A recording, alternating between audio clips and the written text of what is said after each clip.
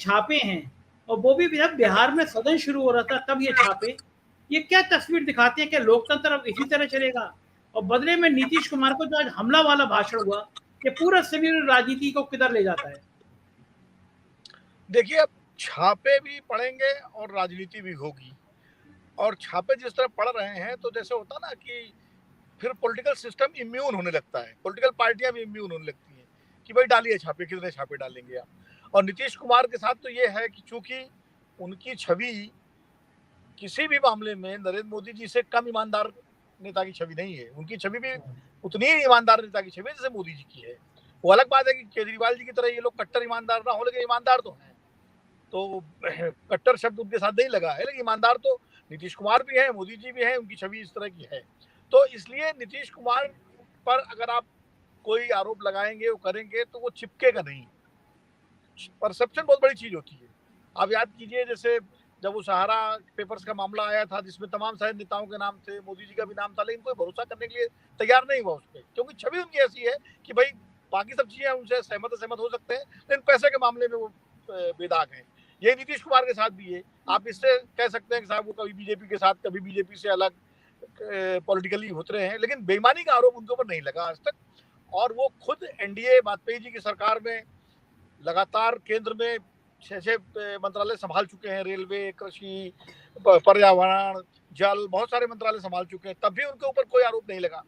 और उसके बाद 17 साल से बिहार के मुख्यमंत्री हैं, तब भी उन पर सीधा कोई आरोप नहीं लगा। वो महागठबंधन के भी मुख्यमंत्री रहे और बीजेपी के भी रहे। तो ये इसलिए जो है वो तो नहीं चिपकेगा।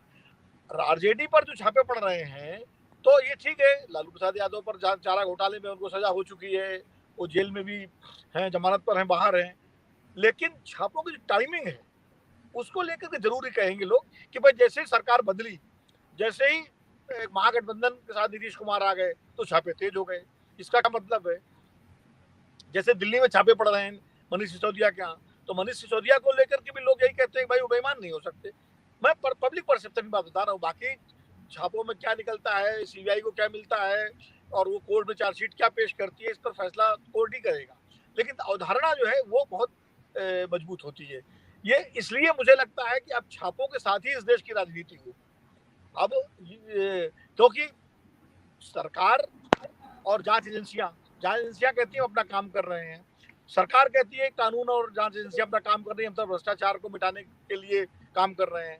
लेकिन फिर जब सवाल ये उठता है कि साहब सारे भ्रष्टाचारी क्या विपक्ष में ही हैं, और जो भ्रष्टाचारी विपक्ष का पाला बदल कर सत्ता पक्ष में आ जाते हैं, उनके खिलाफ मामले क्यों बंद हो जाते हैं, तो इसका कोई ठोस जवाब सत्ता पक्ष की तरफ से नहीं मिलता है। तो कहीं ना कहीं जो है लोगों के बीच में भी धारणा मजबूत होती जा रही है। आप किसी से पूछिए कि साहब वो सीबीआई छापा पड़ा, बोले वो तो पड़ेगा ही, अब तो यही होगा। तो जनता में भी ये एक धारणा बैठती जा रही है कि जो छापे पड़ रहे हैं वो कहीं ना कहीं उनके राजनीतिक रूप से प्रेरित है। ये जिम्मेदारी एजेंसियों की है कि अपने काम में के जरिए वो निष्पक्षता बरतें, और तब अपनी साख बचा पाएंगी एजेंसियां।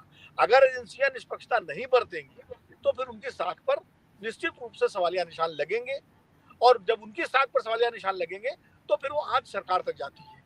तो यूपीए की सरकार थी, जब सीबीआई और दूसरी एजेंसियां छापे डालती थी तो आखिरकार कोर्ट को कहना पड़ा कि पिंजरे में बंद तोता है। तो कुल मिलाकर के उसका असर क्या हुआ? उसका नुकसान तत्कालीन यूपीए सरकार को हुआ। इसी तरह अगर अब एजेंसियों पर सवाल उठेंगे तो उसका रिफ्लेक्शन तो अल्टीमेटली सत्ता पक्ष पे ही जाता है। तो इन सब चीजों के बारे में सत्ता पक्ष को भी सोचना चाहिए। छापे पड़े लेकिन ठोस सबूत। दूसरी बात यह है संजय जी, जो मैं बार बार कहता हूँ कि हमारे देश में भ्रष्टाचार से लड़ाई से कम, लड़ाई से ज्यादा राजनीति होती है। बोफोर्स का आरोप चस्पा लगा, पहली बार किसी प्रधानमंत्री पर सीधा आरोप लगा। राजीव गांधी की जो बेदाग छवि थी वो दागदार हो गई, लेकिन क्या निकला बोफोर्स में? उसके बाद सारी गैर कांग्रेसी सरकारें भी रह गई, अटल जी की सरकार 6 साल रह गई, और भी सरकारें बीच में रही, और बोफोर्स में हाई कोर्ट से सब छूट गए, उसके बाद सुप्रीम कोर्ट तक में अपील नहीं हुई। आप 2G का देख लीजिए। मैं ये कह रहा हूं कि जो छापे का जो चरित्र है इस बार, वो सही भी छापे होंगे, सही भी छापे होंगे, और शायद सही भी होंगे, दोनों बातें। लेकिन जो अभी माहौल चल रहा है उसमें ये वाकई सही बात है कि हर छापे के ऊपर एक छाप लग गई। ये एक तरफा होता है, समयबद्ध होता है, एक इशारे पर होता है और एक ही तरह का होता है और एक ही तरफ होता है। ये एक विश्वसनीयता का प्रश्न तो खड़ा हो गया है।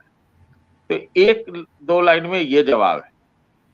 हो सकता है सही हो, और जितने आप छापे इस देश में मारोगे शायद उसमें बहुत सही निकल जाएंगे, लेकिन ये सापेक्ष छापे या एब्सोल्यूट छापे, ये वाली बात है।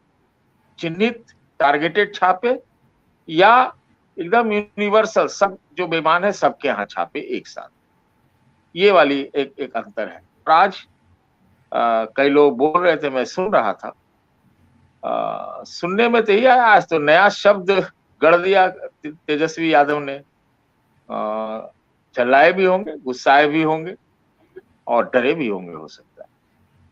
3 जमाई, ईडी, सीबीआई और इनकम टैक्स को 3 जमाई और कई बार बोले, एक बार नहीं कई बार बोले भाषण में। तो एक तो ये इसका एस्पेक्ट था। दूसरा, जो हम दोनों का भाषण हम पूरा सुने थे, दोनों लोगों का, उप मुख्यमंत्री का भी और मुख्यमंत्री का। मैं इतना आपको जरूर कह सकता हूं, पहले का भाषण शायद मैंने सुना नहीं, ये कह सकता हूं, लेकिन नीतीश कुमार का आज भारतीय जनता पार्टी पर, और खास तौर से जो मौजूदा भारतीय जनता पार्टी का जो जिसके हाथ में लगाम है, इतना गंभीर, ताबड़तोड़, आक्रामक हमला हमने नहीं सुना। इस शब्दों पर इस्तेमाल जो मैं कर रहा हूं उसको सुनिए। ये उन्होंने साफ साफ कह दिया कि हम 24 में इनको गिराएंगे। अब जो मैं उनको जो बात जो उनके बातों से निकला वो मैं बता दे रहा हूं आपको। 24 में गिराएंगे और अब हम कहीं नहीं जाने वाले, ये भी उनकी बात से निकला। चले जाएंगे, कोई भी जाता है, कहीं होता है, तो बोलने का तरीका है। लेकिन ऐसे वक्त में ये बात बोल रहे हैं जहां ये सोची समझी जा सकती है कि क्यों और कैसे यहां अभी इस गठबंधन में आए, है कि नहीं। यहां तक जो हमला था, उन्होंने कहा कि बिहार के रोड क्या इस सरकार ने बनवाए हैं क्या, केंद्र सरकार ने, मोदी जी की सरकार ने नहीं। बिहार के रोड जो है पहले बना, नीतीश कुमार ने बनवाया। अटल बिहारी वाजपेयी के समय ये सब बात आगे बढ़ी थी, उस समय ये फैसला हुआ। नल जल का कार्यक्रम बिहार में चल रहा है, बोला ये हमारा काम किया हुआ। ये तो केंद्र तो कहता था कि हमें मेरा नाम कर दो, मेरा नाम लगा दो, बाकी आप ये काम करो। मतलब नल जल योजना को चुराने का भी आरोप लगा है।